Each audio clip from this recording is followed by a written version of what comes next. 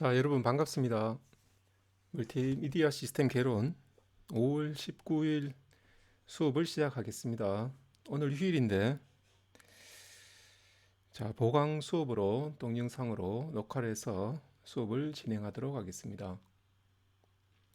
자, 수업 내용에 대한 질문은 LMS의 쪽지나 또 이메일로 질문을 보내주거나 또 다음 월요일 수업 시간에 또 질문을 해주면 여러분께 또 답을 내가 해주도록 할게요.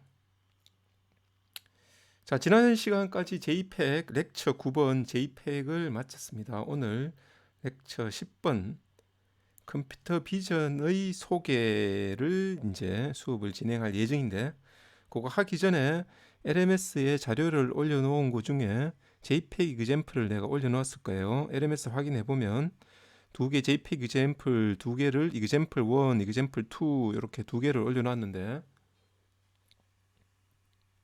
자, example 1은 슬라이드에 있는 내용하고 동일해요. 자, 8x8 이미지 블락이 있죠.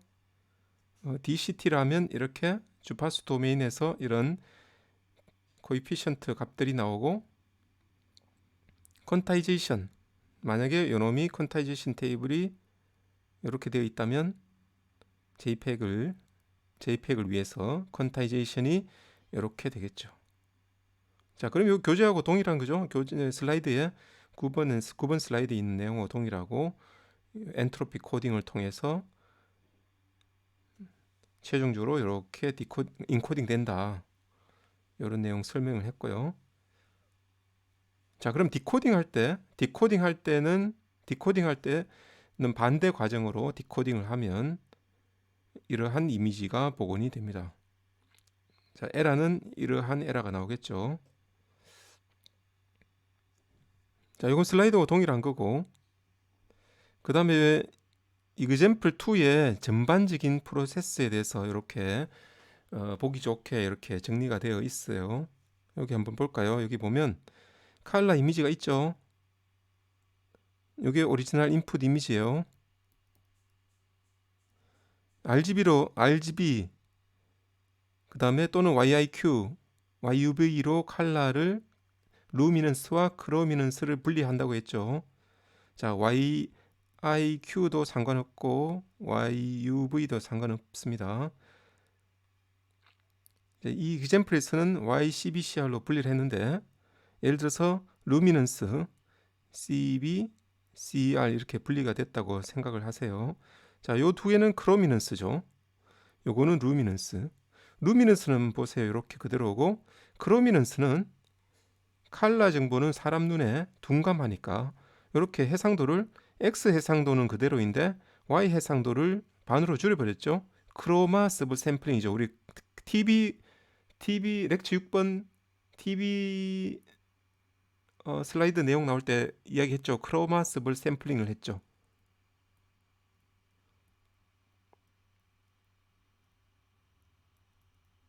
크로마 서브 샘플링. 자, X 해상도는 그대로인데 Y 해상도는 반으로 줄였어요. X든 Y든 한쪽 방향을 50%로 22분의 1로 줄이는 방식이 4, 2, 2 이 방식이었어요. 자, 서브 샘플링 했다고 생각하시면 됩니다.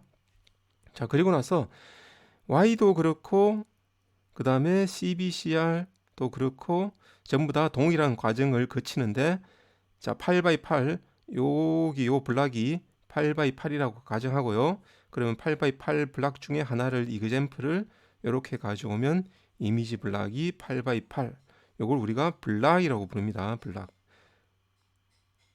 블락이라고 불러요. 요건 외워도요. 8x8 블락이라고 불러요. 부르고 DCT를 하죠. 퀀타이제이션 테이블, 지금 여기 퀀타이제이션 테이블이 왼쪽에 Q, UV가 왼쪽에 있고, 이 퀀타이제이션 테이블로 각각의 값을, 예를 들어서 672를 16으로 나누고, 예를 들어서 101은 얼마로 나눠야 되죠? 11로 나누네. 그리고 반올림을 해버리면 42, 9 이런 식으로 나오죠. 자, 그리고 지그재그 샘플링 했죠? 지그재그 스캔, 이렇게 이런 과정 이렇게 스캔했죠? 이렇게 스캔하면 이런 결과가 나옵니다. 마이너스 1이 여기 끝이겠지. 나머지는 끝이니까 엔드 오브 블락이니까. 자, 42는 어디 갔느냐? 42라는 요거는 DC 값인데 DC는 딱 따로 이렇게 떨어졌어요. 여기 왔네.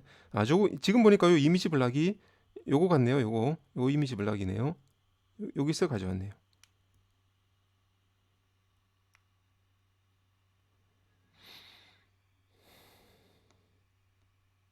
그러면 이미지 블락이 몇 개예요? 전체 4x4, 4x4의 이미지 블락이 있으니까 16개 이미지 블락의 모든 DC 값이 지금 여기 그림에서 보이는 것처럼 모든 DC 값을 다 가져왔죠? 다 가져와서 그 DC 값을 쭉 나열하면 16개를 이렇게 되죠. 16개. 순서대로 나열하면. 그러면 그 다음에 뭐 해야 돼요? DPCM 해야 되죠. DPCM 해야 되죠. 디퍼런셜 펄스 코디드 모듈레이션, 여기는 델타 인코딩이라고 표현했는데, 그러면 36 나오고 여기서 마이너스 1. 여기는 뒤에서 앞을 뺀 게 아니고 앞에서 뒤를 뺐네요. 그렇게 해도 상관없어요. 부호만 다를 뿐이지. 이렇게 DPCM 인코딩이 되었고, AC 부분 볼까요? 그러면 AC 부분은 이거는 16개 전체 블락 16개 블락들에서 모두 가져온 값들이고, 요거는 한 개의 블락이죠. 한 개 블락에서. 자, 그러면 이거는 지금 바이너리로 변환한 코딩은 없는데, 예를 들어서 9, 우리가 배운 9, 예를 들어서 9 같으면 어떻게 해요? 9 같으면 카테고리를 찾아봐야 되죠. 이그젬플. 그 다음에는 이렇게 엔트로피 인코딩 하는 과정은 카테고리 9는 카테고리 어디에 해당될까요? 여기에 9가 있겠네, 그죠? 9가 여기에 있겠네, 그죠? 그러면 카테고리 4. 그리고 제로가 하나도 없죠? 앞에 제로런이 하나도 없으니까 제로런이 없는 카테고리 4. 그러면 제로런이 하나도 없는 제로런이 제로인 카테고리 4는 1011. 그러면 9라는 것은 1011에 1011에 요거는 지금 뭐가 될까요? 9에 해당하는 거는 모르겠네요. 그러니까 4비트가 또 오겠죠. 9에 해당하는. 요놈이 0000고 15가 1111 이렇게 되겠네요. 그죠? 그러면 9는 뭐죠? 9는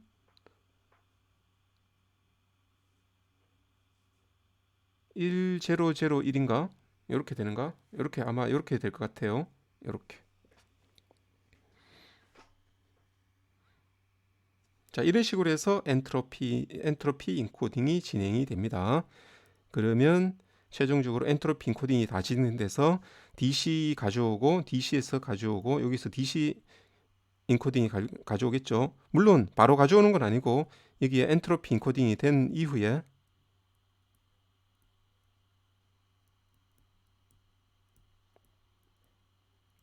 엔트로피 인코딩 이후에 가져오고 여기도 엔트로피 인코딩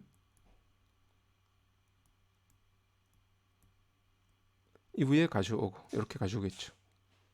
자, 이렇게 가져오는 거를 그 다음에 여기 보세요. 퀀타이제이션 테이블도 가져와야 돼요. 이렇게 가져오고 그 다음에 이거를 컬러도 가져오고 지금 이거는 Y만 예를 들었는데 그 다음에 CBCL 컬러도 다 가져와요. 이건 Y도 가지고 그 다음에 CB, CR 다 가져와요. 그래서 JPEG 파일이 만들어집니다. 일단 디코딩 하는 과정은 반대 과정이에요. JPEG에 이미 이렇게 엔트로피 인코딩을 반대로 디코딩하면 이러한 DC 값이 나올 거고 그 다음에 블락마다 각각의 블락마다 AC 값이 나올 거고 요거를 이렇게 다시 반대로 나열하고 DC 값은 가져와서 퀀타이제이션 테이블을 가지고 다시 곱해주고 인버스 DCT를 해주면 이미지 블락이 하나 만들어지고 요 이미지 블락이 여기에 딱 들어가게 되겠죠. 그다음 Y도 마찬가지고 CBCR도 마찬가지고 그러면 Y, CB, CR 가져오면 RGB로 변환할 수도 있고 또는 오리지널 컬러로 변환을 할 수가 있죠. 물론 이 컬러는 원본하고는 분명히 다를 거예요. 왜냐? 로스가 생겼죠. 자, JPEG에서 로스가 생기는 이유는 어디에 있어요? 예전에 시험 문제 간단하게 뭐 쉬운 문제지만 JPEG은 어디서 로스가 생겨요? 퀀타이제이션 테이블 때문에 퀀타이제이션 테이블로 나눠주고 반올림하는 과정에서 로스가 이렇게 생기죠. 그죠? 다 제로 돼버렸으니까. 제로에는 나중에 디코딩 과정에서 아무리 퀀타이제이션 테이블에 있는 값을 곱해도 제로가 되겠죠.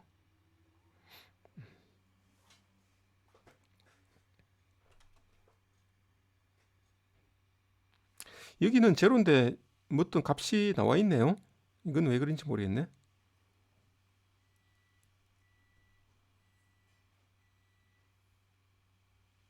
여긴 조금 잘못된 것 같아요. 이그젠플이. 이그젠플 요거 약간 잘못된 것 같아요. 요거 참고하세요. 조금 잘못된 것 같아. 왜냐하면 보세요. 예전에 몰랐는데 지금 보니까 이 자료를 예전에도 수업했는데요. 작년까지 몰랐는데요. 오늘 보니까 틀렸네요. 포워드 DCT 하면 지금 포워드 DCT 해서 이 DCT 값하고 똑같아져 버렸잖아요.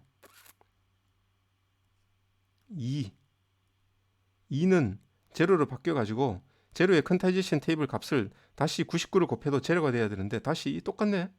이거 약간 잘못됐어요. 이 부분은 예를 들어서 적어도 지금 이렇게 이 부분 다 제로잖아요. 그럼 이게 다 제로가 돼야 되는데 뭔가 조금 테이블이 잘못됐네요. 리버스드 DCT는 어떻게 됐지? 인버스 DCT 픽셀 값이 49, 39 요 두 개만 확인해 볼까요? 49, 39 똑같이 됐네. 네, 똑같이 될 리가 없는데 약간 자료가 조금 틀린 것 같네요. 같을 리가 없어요. 같을 리가 없어요. 이그젠플처럼 우리가 에러가 이만큼 생깁니다. 밝기 값이 달라져요. 원래 값이.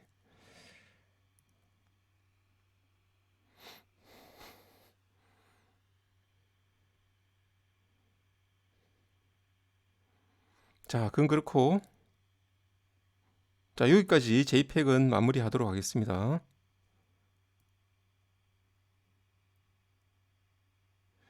자, 그리고 오늘 이제 렉처 10으로 넘어가도록 하겠습니다. 렉처 10.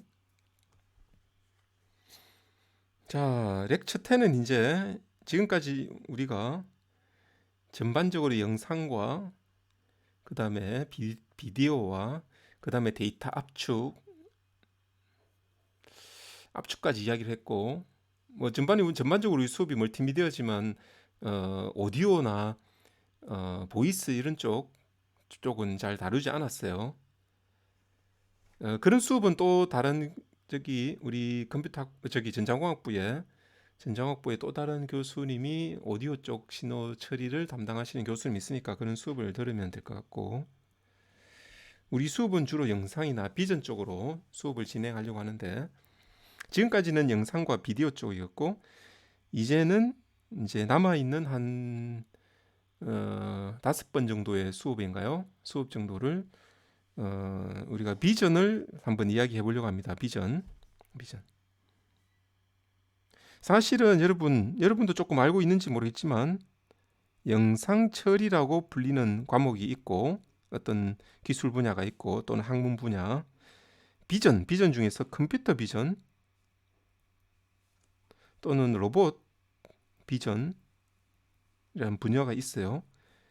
근데 학부 수준에서는 잘 구별이 잘 안 갈 텐데 잘 모를 텐데 영상 처리는 약간 어떤 프로세싱 시그널 프로세싱 신호 처리라고 하면 될 것 같고 요 비전은 약간 레커니션 또는 어널리시스 분석 인식과 분석 요런 쪽이에요. 예전에는 이 분야도 사실 중요했지만 예전에도 이 프로세싱 분야도 중요했어요. 압축 기술을 많이 개발할 때 압축 기술, 영상의 압축, 비디오의 압축. 그래서 이 영상 처리 분야에서 MPEG이 나오고 JPEG이 나오고 그다음에 오디오 압축, 비디오 압축 이런 기술들이 나왔죠. 근데 그런 기술들은 이미 많이 개발이 되어서 더 이상 이런 쪽은 연구 레벨은 잘 안 해요. 근데 연구는 지금은 어떤 분야를 연구를 많이 하냐면 이쪽 분야가 연구를 많이 해요. 왜냐? 이 분야가 바로 비전 분야, 레커니션하고 어널리시스 하는 이런 분야가 바로 소위 말하는 AI 분야거든. AI 분야.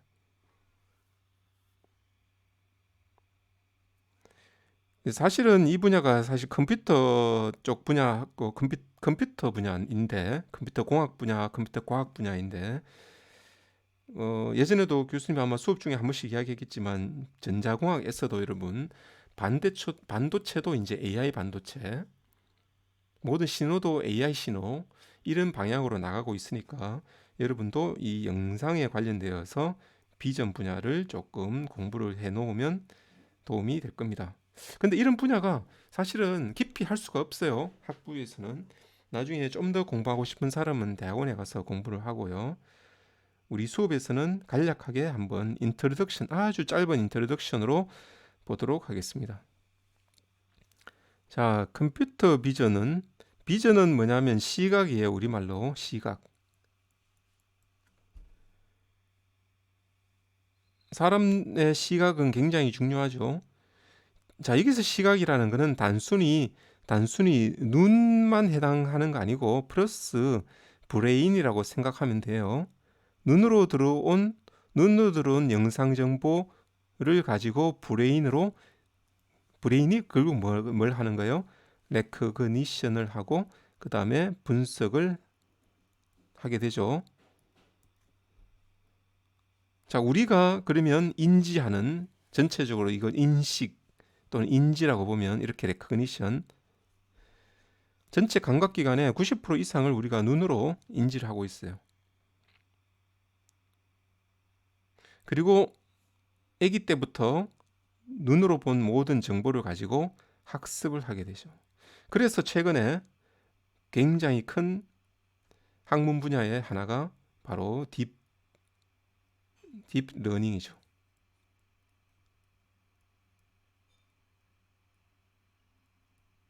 딥러닝. 학습. 자, 사람처럼 컴퓨터가 학습을 하도록 해서 컴퓨터가 인식하도록 사람처럼 이런 분야가 바로 딥러닝 분야예요. 딥러닝 분야도 컴퓨터 비전의 한 분야입니다. 컴퓨터 비전은 꼭 딥러닝만 있는 건 아닙니다. 자, 딥러닝은 최근에 많이 굉장히 활발한 연구가 진행되고 기술 개발이 진행되고 있는 거고 딥러닝 어디서 다 해요? 삼성, LG, 네이버, 그다음에 카카오 모든 데서 다 합니다. 그전에는 비전이라는 이 기술은 예전부터 많이 있었어요. 뭐 때문에? 컴퓨터로 하여금 또는 로봇으로 하여금 인간의 시각 기능을 구현하고자 하는 노력에서 이 학문이 많이 계속 연구가 되어 왔어요.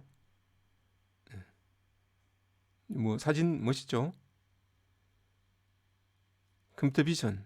자, 컴퓨터 비전은 크게 우리가 2차원, 3차원으로 나눠 볼게요. 2차원은 영상 센서에서 획득하는 사진 정보는 2차원이죠. 2차원 영상. 2차원 영상으로부터 어떤 2차원 정보를 획득. 문자를 인식한다든지 얼굴을 인식한다든지 물체를 추적한다든지. 3차원은 2차원 영상에서 3차원 정보를 획득.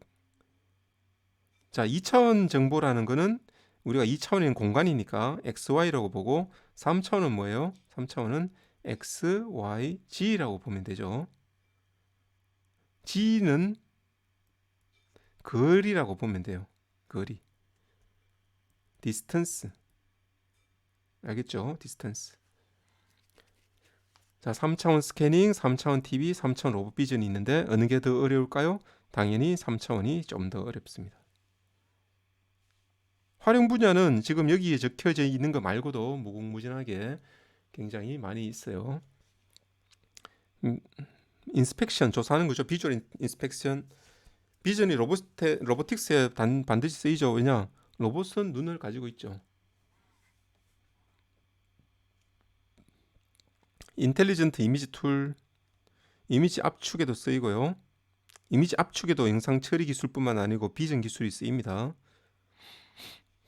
그 다음에 문자 인식, 이미지 라이브러리, 가상현실, 환경, 미디어, 뭐 그 다음에 의료, 우주, 이건 뭐죠? 법, 법 쪽인가요? 서베일런스 시큐리티, 그 다음에 트래픽, 트랜스포테이션, 교통, 텔레컨퍼런스, 이러닝 다 쓰이게 돼 있죠. 자, 이그젬플 한번 볼게요. 여러분이 상식적으로 아는 분야도 있고, 그 다음에 대부분 다 여러분 아는 분야 이렇게 주위에서 많이 봤을까요? 레커니션. 여러분 비전을 생각하면 주로 많이 떠오르는 게 레커니션이에요. 우리가 우리말로 인식 또는 인지 이렇게 번역을 하죠. 문자 인식 제일 쉬운 게 문자 인식이죠. 문자 인식. 문자 인식 하는 거 여러분 아마 앱도 있을 거예요. 여기 스마트폰은 아주 옛날 폰인데 옛날 거네요. 스마트폰으로 카메라로 찍으면 어떤 책에 있는 글자를 찍으면 그 글자를 인식해주는 그런 앱도 있을 거예요. 뭐 그게 성능이 요새는 성능이 어느 정도인지 모르겠는데 공짜로 쓰는 거는 성능이 그렇게 좋지 않겠죠. 그렇지만 이제 구입을 실제로 우리가 돈을 주고 구입하는 그런 소프트웨어 같으면 성능이 좀 괜찮을 것 같아요. 그 다음에 카플레이트 레커그니션, 이게 번호판 인식 많이 씁니다. 굉장히 상용으로 많이 쓰고 있는, 실제로 쓰고 있는, 사용하고 있는 분야예요.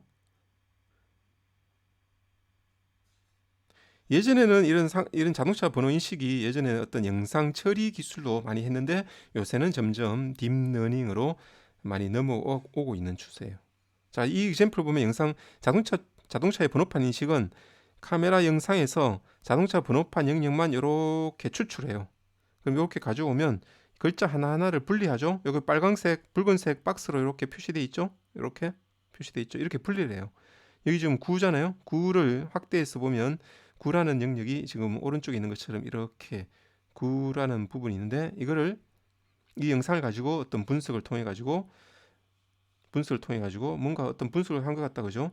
여기도 뭔가 그 인공지능 뉴럴 네트워크 같은데 여기 보면 0, 1, 2, 3, 4, 5, 6, 7, 8, 9 중에서 9에 뭔가 큰 값이 있다. 그러면 9다 이렇게 인식하는, 뭔가 모르지만.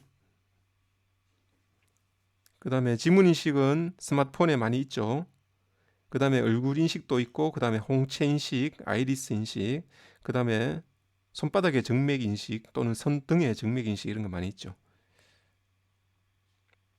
그 다음에 얼굴 인식하는 분야는 굉장히 많은 어플리케이션이 있기 때문에, 응용 분야가 있기 때문에 얼굴 인식 많이 하고 있어요. 자, 인터넷 찾아보면 뭐 굉장히 많은 자료가 있기 때문에 인터넷을 나중에 한번 찾아보도록 하세요. 얼굴 인식하는 분야 제일 큰 이유는 뭐예요? 보안 때문이죠. 보안. 그 다음에 스마트 디바이스의 얼굴, 예를 들어서 페이스로 로그인 하는 거 있죠? 또는 스마트폰을 켠다든지 페이스. 그 다음에 스마일 인터페이스. 여기서 카메라를 찍으면 이제 스마일 하면 자동으로 사진을 찍는 이런 스마일 인터페이스. 그 다음에 휴먼 로봇 인터페이스. 이건 뭐죠? 로봇하고 인터페이스 할 때 사람 표정에 따라서 로봇이 반응하는 이런 거. 뭐 예를 들어 찡그리고 있으면 로봇이 오늘 왜 기분이 안 좋니? 뭐 이렇게 인터페이스 하는 거 있죠? 그런 용도로, 그런 목적으로 이렇게 페이스 리커니션은 굉장히 많은 응용 분야가 있는데 제일 중요한 거는 이제 시큐리티 분야가 제일 중요하게 되겠습니다. 자, 그 사람이 누군지 안다는 것은 굉장히 중요한 기술이에요. 그 다음에 요거 인스펙션, 조사, 검사 또는 조사 또는 검사. 검사가 조금 익숙하나요? 검사라는 용어가.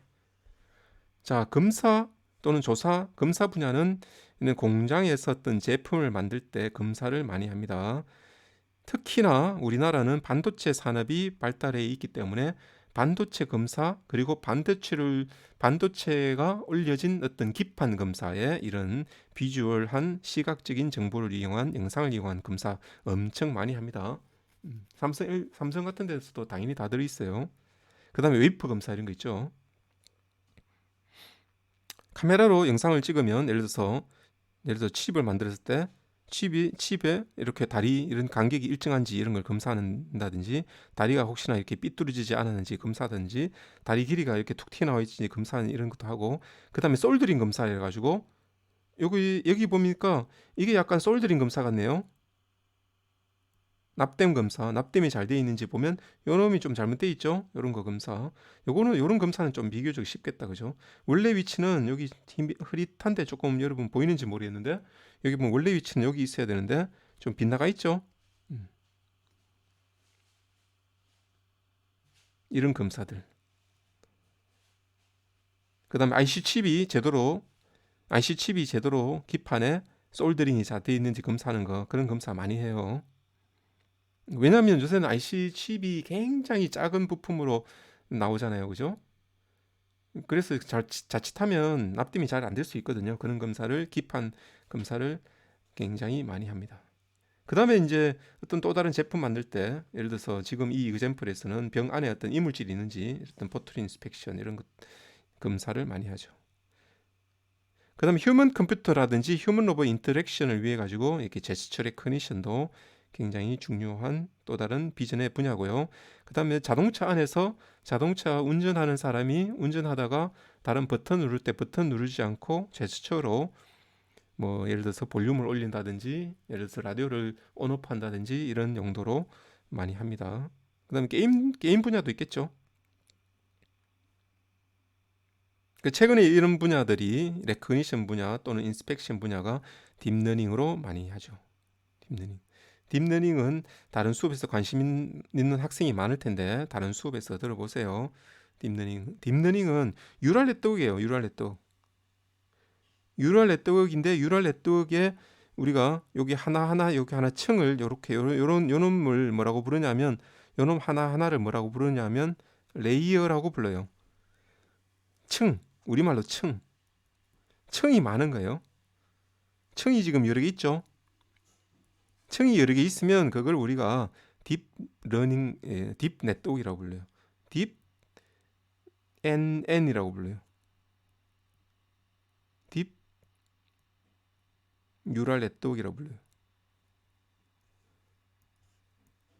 뉴럴 네트워크라는 기술은 원래 예전부터 수십 년 전에 있었어요.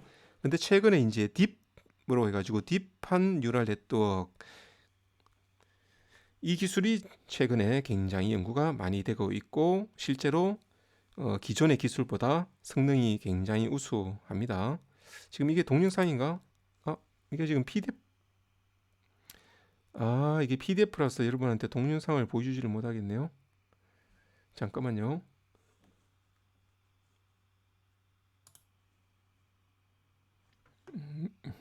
자, 이건 뭐죠? 디텍션 트래킹. 자, 물체를 영상에서 또는 비디오에서 물체를 찾아내는 거. 우리가 찾고자 하는 물체가 어디 있는지 영상에서 찾아내는 거. 그리고 그 찾아낸 물체를 트래킹. 찾아내는 것을 디텍션이라고 이야기하고, 그 다음에 추적하는 걸 트래킹이라고 이야기합니다. 어디서 많이 중요할까요? 트래킹이라고 오면 일단은 이거는 사진 한 장이 아니고 비디오였어요. 비디오에서 비디오 영상에서 영상에서 물체들을 찾고 추적하는 기술 굉장히 중요하죠. 특히나 이런 교통 흐름을 뭐 판단한다든지, 교통 흐름을 제어한다든지, 또는 특정한 뭐 자동차를 찾는다든지 이런 데 굉장히 중요하죠. 시큐리티 쪽으로 중요하고. 교수님 지금 이 자료가 PDF라서 동영상이 안 나오는데 유튜브가 있는 거는 유튜브를 한번 보도록 합시다. 간단하게 짧게. 뭐 길게는 시간이 많이 없으니까 길게 보여주지는 못할 것 같고, 나중에 참고로 유튜브는 여러분이 찾아보세요. 이거 지금 딥러닝으로 돌리고 있는 거예요. 굉장히 잘 찾죠? 아마 지금 잘 흐릿해서 너무 작아서 잘 안 보이는데, 붉은색으로 표시되는 건 오토바이라고 분류를 한 것 같고, 그 다음에 녹색은 자동차, 일반 자동차인 것 같고, 하늘색은 SUV나 트럭 정도 되는 것 같고, 그죠? 하늘색은 트럭 같다, 그죠? 트럭 정도 되는 거, 트럭이나 버스 같고, 이렇게 분류를 했죠.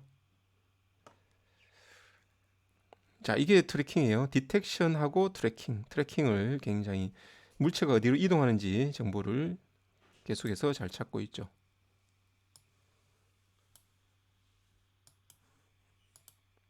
자, 그 다음에 디텍션 트래킹은 특히나 어느 분야에서 국방 분야에서 굉장히 중요해요. 최근에 팔레스타인하고 발음이 잘 안 되죠. 왜? 팔레스타인하고 이스라엘하고 자, 국지전이 일어났죠. 그래서 서로 막 싸우고 있고 미사일 막 쏘고 있는데 여러분 TV에서 봤듯이 또는 유튜브에서 여러분 참 TV 잘 안 보죠. 유튜브에서 한번 봐보세요. 이스라엘의 아이언돔이라고 해가지고 미사일을 찾아내고 추적해가지고 방어 그 아이언돔이 때리죠 미사일. 그럼 뭐 거기에 뭐가 있습니까? 카메라가 당연히 다 있어요. 카메라가 당연히 다 있어가지고 팔레스타인이 쏜 미사일을 계속 따라가면서 추적해가지고 터뜨리는 이런 기술 날아가서 이런 기술들 굉장히 특히나 여러분은 잘 모르겠지만 이스라엘이 이런 국방 분야의 비전 분야가 세계 1등이에요. 제일 앞서 있습니다. 거의. 물론 미국, 유럽도 많이 하지만 특히나 이스라엘 분야가 특히나 이런 이스라엘이 이런 국방 분야의 비전 어플리케이션 굉장히 앞서 있어요. 혹시나 여러분 자율자동차에 사용되는 기술 중에 관련된 회사가 모빌아이라는 회사를 아는지 모르겠네요. 모빌아이가 자동차에 탑재된 카메라, 자동차에 설치된 카메라로 앞에 도로에서 주행하는 또 다른 앞에 있는 자동차라든지 앞에 이제 걸어가고 있는 사람 이런 거를 찾아내고 추적하는 세계적인 회사예요. 거의 세계 1등인데 이 회사 제품이 지금은 이 회사가 어디에 합병돼 있냐면 인텔에 합병돼 있어요. 인텔 소속인데 이 모빌아이 제품이 지금 자율자동차에 카메라가 쓰이잖아요. 그 카메라에서 앞서 달리는 자동차도 인식하고 주변의 사람도 인식하고 오토바이도 인식하고 자전거도 인식하고 표시판도 인식하고 뭐예요? 그다음에 신호등도 인식하고 모든 교통에 관련된 거 다 인식해야 되잖아요. 그게 세계 1등이에요. 거의 전 세계 한 80% 정도 시장은 이 모빌아이라는 회사에서 만든 제품을 쓰고 있는데 우리나라의 현대도 마찬가지고 모빌아이 제품을 쓰고 있는데 지금은 인텔 이 모빌아이가 어느 나라 회사였냐면 이스라엘 회사예요. 이스라엘이 굉장히 국방 쪽에서 굉장히 이런 영상 추적, 영상 탐지 이런 쪽에 굉장히 세계 최고 수준을 가지고 있습니다. 자, 그 다음에 3D 모델링. 이것도 지금 PDF라서 없는데 잠깐만요. 교수님이 금방 찾아줄게요. 자, 이것도 보도록 합시다. 이거 지금 유튜브에 있는 거 유튜브에 켰는데 이런 3D 모델링 이런 쪽도 비전 분야예요. 굉장히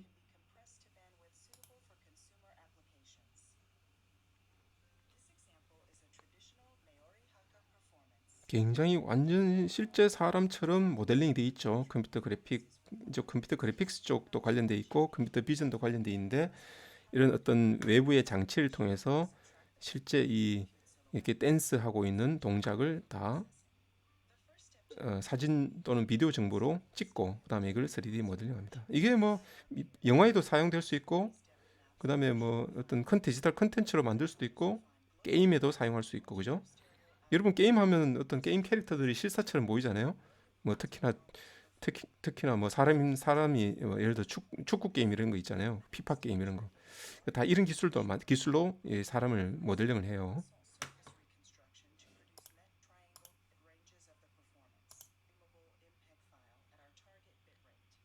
이거 지금 실제 사람 아니에요. 그래픽이에요. 실제 그래픽으로 만들어진 기술, 그래픽 모델이에요. 그래픽 모델, 3차원 모델. 실제 사람 같죠? 현재 기술이 이 정도로 발달을 해 있습니다.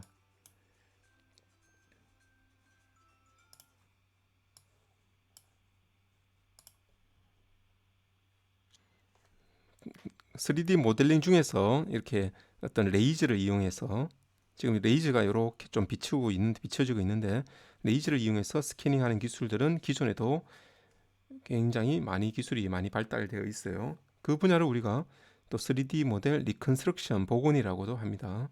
이런 기술들은 뭐 리버스 엔지니어링, 컬처럴 헤리티지, 시티 모델링 쪽에 사용이 되고 있어요.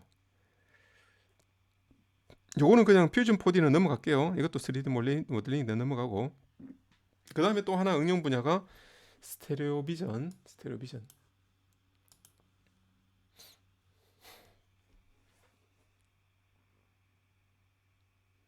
자, 스테레오 비전이라는 기술 분야가 있어요. 스테레오 비전은 뭐냐면, 비전은 비전인데 스테레오라면 어떤 단어가 생각납니까? 두 개. 스테레오란 말은 두 개라는 말이에요. 투 채널. 사람 눈이 왼쪽 오른쪽 두 개 눈을 가지고 있죠. 그래서 사물을 볼 때 그 왼쪽 오른쪽 눈으로 보는 영상이 달라. 지금 이 example처럼 같지 않아요? 다르기 때문에 이 물체까지의 거리를 알 수 있는 거예요. 자, 그래서 이 컴퓨터 비전에서도 두 장의 영상인데 서로 다른 위치에서 찍은 영상으로 물체까지의 거리. 자, 물체까지의 거리를 안다는 것은 단순히 그냥 한 점까지 거리가 아니고 영상에서 모든 픽셀 하나하나까지의 거리, 픽셀 하나하나까지의 거리를 알아내려는 그런 기술들이 있습니다. 그게 바로 스테레오 비전이에요. 자, 거리는 또 다른 말로 depth라고 해야 돼요. 깊이. 자, 이그젬플 보여줄게요. 어떤 이그젬플이냐면 이런 이그젬플. 영상이 있는데 두 장의 영상이에요. 사람 눈처럼 레프트 이미지, 라이트 이미지가 있는데 여러분 그림 자세히 보면 왼쪽 영상, 오른쪽 영상이 두 장이 다르죠. 이런 부분 보세요. 다르죠. 실제 카메라가 사물을 이렇게 오브젝트를 찍을 때 물체를 찍을 때 카메라가 하나는 여기서 찍고 하나는 이렇게 찍은 거예요. 이게 레프트 라이트예요. 이렇게 찍은 거예요. 그러니까 조금 달라요. 이 사진 두 장을 가지고 이런 결과를 만들어내요. 이 결과가 뭐냐면 지금 이 이미지는 이제 디스페리티 이미지라고 불리는데 밝은 부분은 가까운 거예요. 어두운 부분은 멀리 있는 거예요. 멀리 있는 거예요. 그 깊이 정보를 뽑아내는 거예요. 쉽게 말해서 깊이 정보를 계산해낸 거예요. 완전 블랙 이거는 아니고 이거는 데이터를 계산 못한 부분이에요. 이거는 아주 멀리 있는 이렇게 디스턴스가 멀리 있는 이렇게 생각하면 안 되고 정보가 없는 부분이에요. 자, 그래서 여러분 이 사진만 봐도 어떤 깊이감을 알 수 있죠. 이 현재 이 영상에서 깊이 정보가 이렇게 되는 거라는 것을 여러분은 알 수 있죠. 실제로 그렇게 계산이 됐습니다. 그러면 이런 영상은 이런 깊이 영상은 어디에 쓸까요? 현재 어디에 쓸까요? 어떤 부분에 쓰면 제일 좋을까요?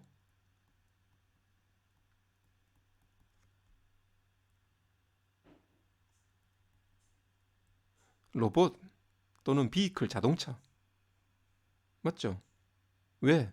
로봇이 카메라를 가지고 어디로 이동하려면 물체까지 깊이를 알아야지 거기 부딪히지 않죠, 물체에. 그러면 내가 로봇이 이동하는데 저 앞에 있는 물체까지 얼마나 거리가 남아 있는지를 반드시 알아야겠죠.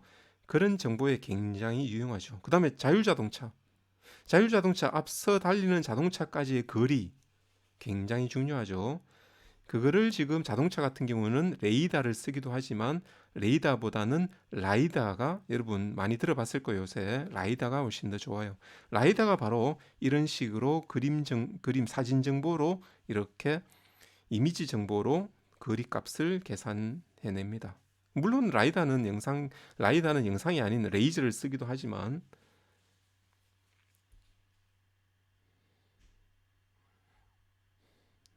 이런 깊이 정보가 굉장히 중요해요.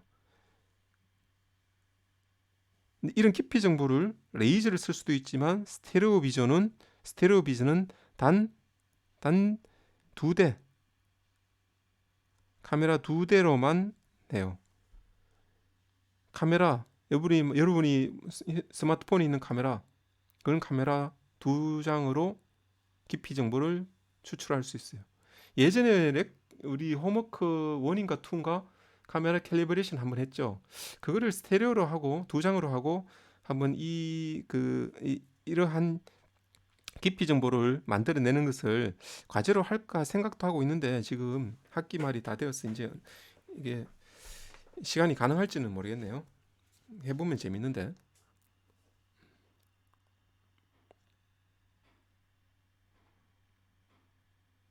자, 그런 깊이 정보는 이런 로봇 비전에 상당히 중요합니다. 로봇 비전, 여러분, 로봇에 주로 카메라를 한 개 달기도 하지만 사람처럼 두 개의 카메라를 많이 설치하기도 해요. 사람 눈처럼 깊이 정보를 알아내려고. 그 다음에 이건 아까 전에 했던 부분이죠. 휴먼 컴퓨터 인터랙션, 휴먼 로봇 인터랙션에 많이 쓰이고, 그 다음에 특수 효과 이런 데 많이 씁니다. 특수 효과, 디지털 특수 효과. 쭉 넘어가도록 할게요. 그 다음에 AR, 그 다음에 CT 모델링, CT 스캐닝. 자, 어떤 레이저 장치 또는 카메라를 가지고 이렇게 거리값을 알아내고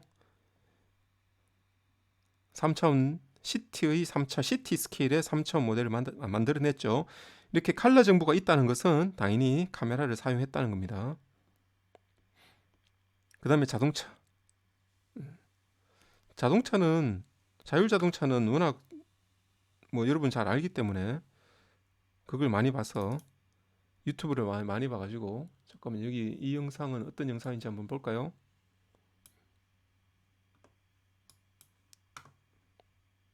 구글 자동차인가요? 아, 구글 자동차네요. 이게 아주 예전에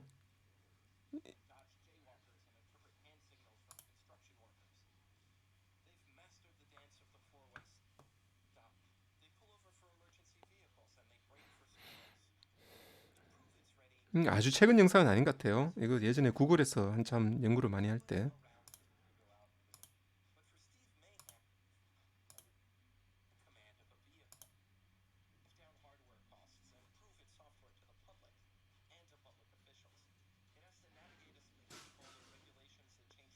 자, 화면을 이렇게 화면을 잠깐만요. 프로세싱 하고 있는 화면을 잠깐 보면 여기 이런 식으로 나오죠.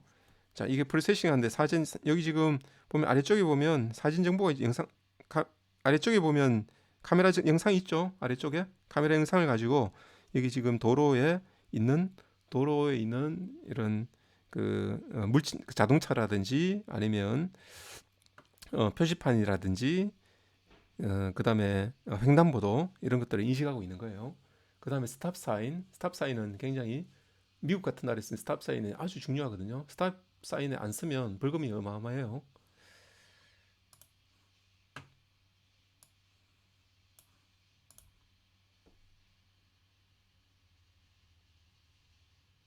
그다음에 어라운드 뷰.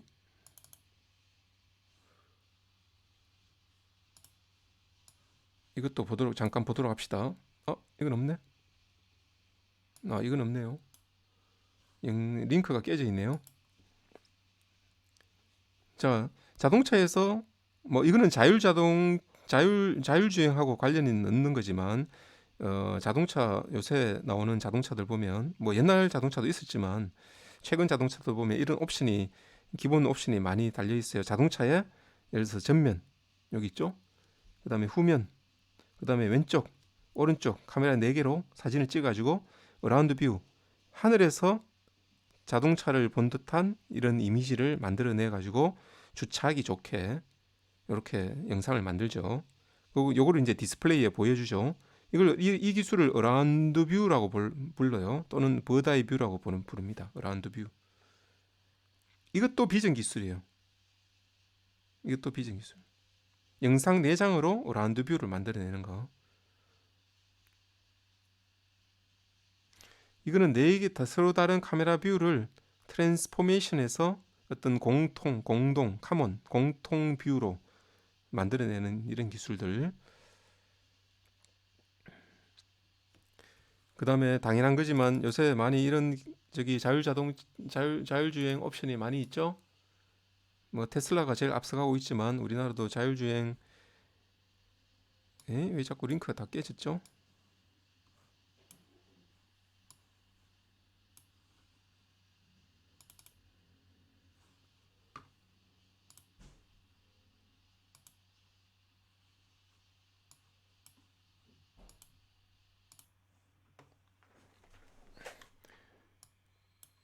자, 뭐 이런 기술들은 이미 들어서 많이 알고 있겠지만 LDWS, 라인 디파츠 워닝 시스템. 자, 자동차에 장착된 카메라 영상으로 이 차선을 디텍션하는 거죠. 요새는 이게 흔한 기술이 됐어요. 그리고 대부분의 이제 자동차 회사들에 나오는 자동차의 옵션으로 이런 어, 자율주행 보조 기술 뭐 이런 옵션을 넣으면 이렇게 이런 기능이 다 있죠. 그래서 차선을 벗어나면 워닝한다든지 이런 기술들이 이 기술은 이제 너무나 일반적이에요. 이거 작년에 교수님이 수업할 때 아마 한번 어, 프로젝트로 한번 했던 것 같아요. 홈워크로.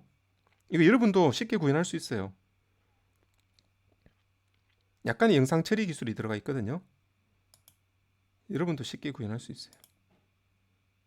나중에 한번 해보도록 합시다.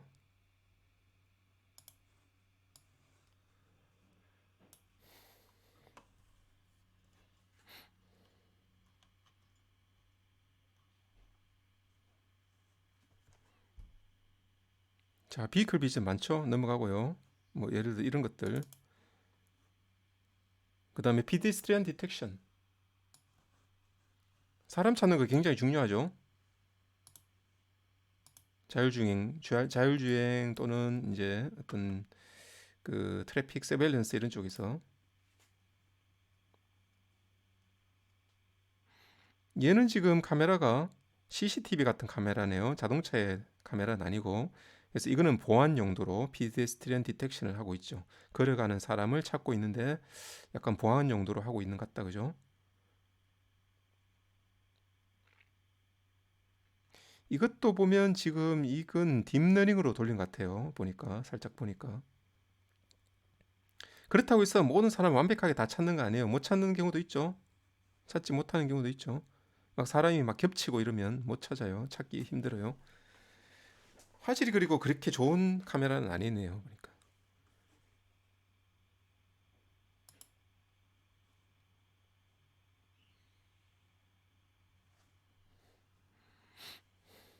지금은 또 화질이 좋아졌네요. 줌을 하니까 어떻게 더 좋아졌지? 카메라를 줌을 했는 모양이네요. 자, 여기 뭔가 이렇게 사고가 났다든지 이렇게 줌을 했네요. 사람을 잘 찾죠? 굉장히 잘 찾고 있네요.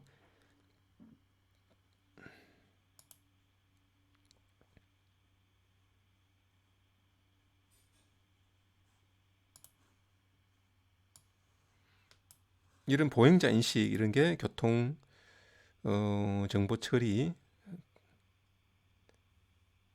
굉장히 중요합니다. 그 다음에 이렇게 에, 운전자가 이제 졸고 있는지 이런 거 인식하는 거 이런 것도 많이 있어요. 이런 게 많이 있으니까 졸고 있다든지 아니면 눈을 감고 있다든지 자율주행하면서 자고 있는지 뭐 이런 거 검사하는 이런 기술들. 졸고 있는지 검사하는 거는 눈을 찾아가지고 눈꺼풀이 어느 정도 닫히는지 눈꺼풀이 다 열려 있는지 이런 걸 찾아가지고 이 사람이 졸고 있는지 마는지 이런 걸 하는 거예요. 자, 이건 넘어가도록 하고요. 자, 시간이 얼마나 됐죠? 뭐 많이 이게 어플리케이션을 많이 봤으니까 어떤 분야가 비전이라는 건 알겠죠?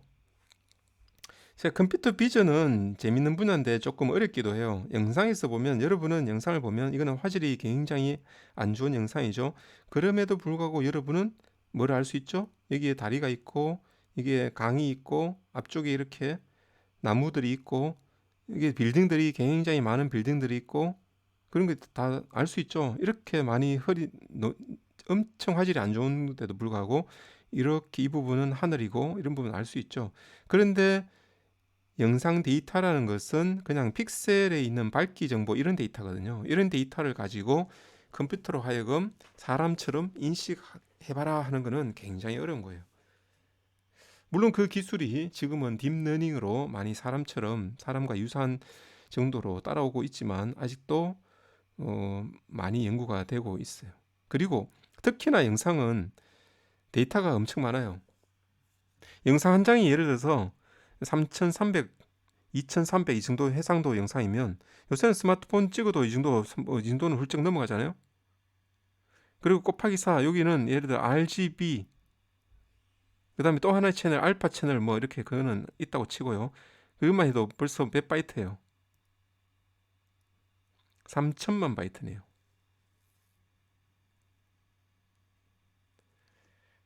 그죠? 아주 해상도가 낮은 TV 이미지에 512, 512라 하더라도 그 다음에 RGB가 있죠.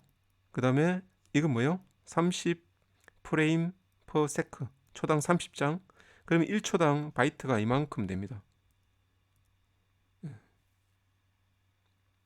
2500만 바이트.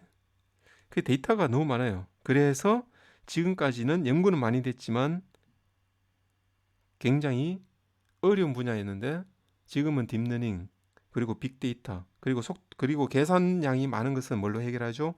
GPU라는 프로세스가 나왔기 때문에 지금 굉장히 사람처럼 인식이 가능하게 된 이유입니다. 데이터가 엄청 많아요. 그리고 앰비귀티 애매한 것도 많고 그 다음에 영향을 끼치는 게 많습니다. 조명, 물체, 형태, 그 다음에 카메라의 특성 이런 것 때문에 어려운 거예요. 자, 이런 부분은 쭉 뒤로 그냥 어려운 부분 아니니까 쭉 뒤로 넘어가면서 보고 마치도록 할게요. 디지털 이미지 이거는 이미지 할 때도 이야기했지만 우리는 영상에서 하나의 화소를 픽셀이라고 부르고 요 영역을 윈도라고 부르죠. 윈도는 3x3일 수도 있고 이렇게 5x5일 수도 있어요. 로레벨 프로세싱, 컴퓨터 비전의 로레벨 프로세싱은 우리가 이미 배웠던 샤프닝, 블러링 이런 것들 로레벨 프로세싱을 하는데 사실 이런 부분은 이미지 프로세싱이기도 합니다. 이미지 프로세싱하고 컴퓨터 비전을 딱 이렇게 무 자르듯이 딱 구별할 수는 없어요. 왜냐하면 컴퓨터 비전, 딥러닝 인식하고 하는데도 화질 개선하면 더 좋기 때문에 화질 개선 부분이 들어가요. 영상 처리가. 여러분 보세요. 이 영상에서 왼쪽 영상보다는 오른쪽 영상이 훨씬 더 또렷하죠. 그러니까 예를 들어서 샤프닝을 통해서 또렷하게 만든 다음에 그 다음에 하게 하면 더 사람을 더 잘 인식하게 하고 물체를 다 인식하게 할 수 있겠죠. 로레벨 프로세싱이 얘가 엣지 디텍션 한다든지 그죠? 뭐 엣지 디텍션이 있겠네요. 그 다음에 미드 레벨이라고 부르는 게 뭐냐면 미드 레벨은 좀 더 단순히 영상 처리가 아니고 분류, 클러스터링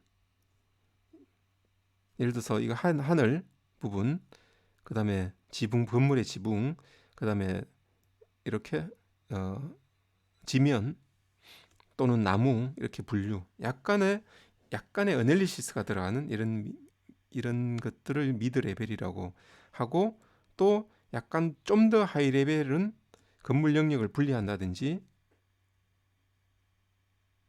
로 레벨로 엣지를 찾아놓고 영상 처리 엣지 디텍션하고 미드 레벨로 라인 클러스터링을 한 다음에 하이 레벨로 건물 영역을 분리하는 이런 것들 하이 레벨이라고 합니다. 근데 이거는 그냥 단순히 이그젠플이고 하이 레벨이라는 건 뭐 너무너무 많아요.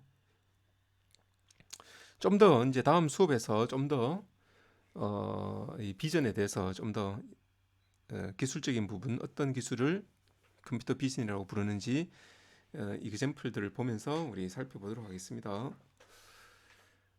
오늘 여기까지 하겠습니다. 지금 렉처 10 인트로덕션은 다 마쳤어요. 그냥 어떤 응용 분야가 있는지를 보여주는 부분이니까 특별히 이론적인 부분이 어려운 부분이 없으니까 전반적인 컴퓨터 비전에 실제 현재 적용되고 있는 분야를 여러분이 좀 이해를 하면 좋겠어요. 자, 여기까지 오늘 수업은 마치도록 하겠습니다. 자, 여러분 수고했습니다.